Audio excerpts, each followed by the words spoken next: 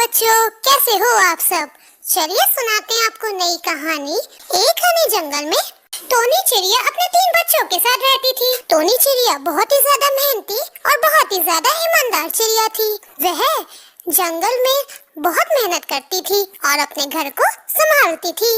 उसी जंगल में एक कालू कौवा भी रहता था। कालू कौवा टोनी चिड़िया से बहुत ही दुश्मनी रखता था, क्योंकि वह टोनी चिड़िया से चिढ़ा रहता था। वह हमेशा ही कोशिश करता था कि कैसे मैं चिड़िया को परेशान करूं, और वह कोशिश करता रहता था कि कब टोनी चिड़िया इधर उधर जाए और वह उसका दाना चुरा के खा ले। ऐसे ही दिन होता रहा। ऐसे ही कुछ दिन बीत गए। टोनी चिड़िया जाती थी और कालू कौवा उसका दाना खा लेता था। ऐसे ही कुछ दिन तक चलता रहा। उसके बाद कालू कौवा चिड़िया को ऐसे ही परेशान करता रहा। फिर दिन होता है। टोनी चिड़िया दिन होते ही दाना ढूंढने के लिए निकल जाती है। कालू कौवा, टोनी चिड़िया अपने घोंसले में नहीं है, मैं जल्दी से जाता हूँ और उसका दाना चुरा के खा लेता हूँ।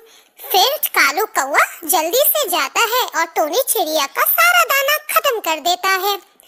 कुछ ही देर बाद टोनी चिड़िया वापस आ जाती है और आकर देखती है कि पूरा दाना खत्म हो गया था। बेचारी बहुत ही परेशान हो गई थी।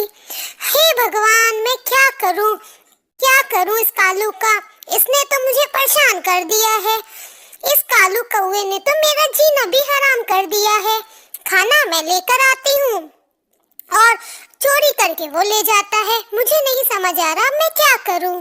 कौवे ने तो मेरा जीना हराम कर दिया है, मुझे इसका कुछ करना ही पड़ेगा।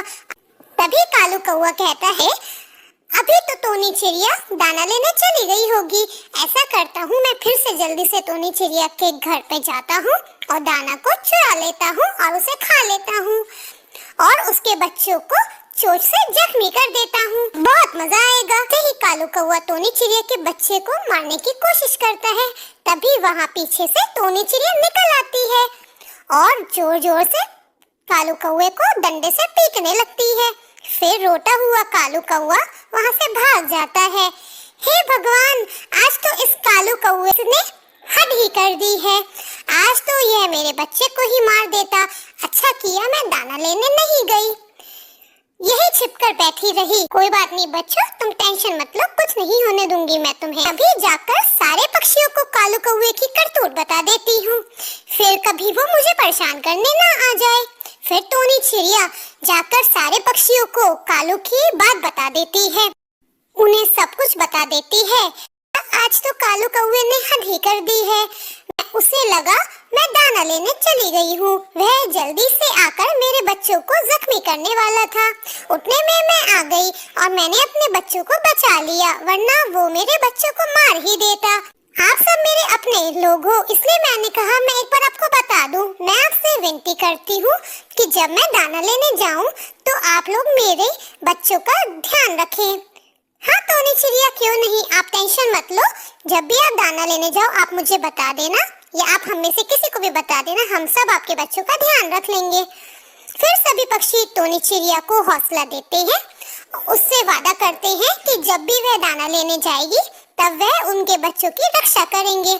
टोनी तुम टेंशन मत लो, हम लोग तुम्हारे साथ हैं।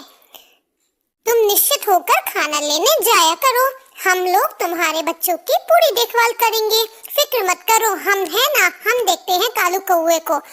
बहुत शुक्रिया कहकर वहाँ से चली जाती है। एक दिन कालू कौवा फिर से टोनी चिड़िया के बच्चों को मारने के लिए आता है। तभी बच्चों की आवाज सुनकर सारे पक्षी इकट्ठा हो जाते हैं और कालू कौवे को पीट पीट कर जख्मी कर देते हैं और कालू कौवा डर के मारे वहाँ से भाग ही जाता है। इतने में चिड़िया भी आ जाती है और वह सब देखकर बहुत खुश हो जाती है। Thank you for watching this video. Kindly subscribe this channel for more video. Thank you.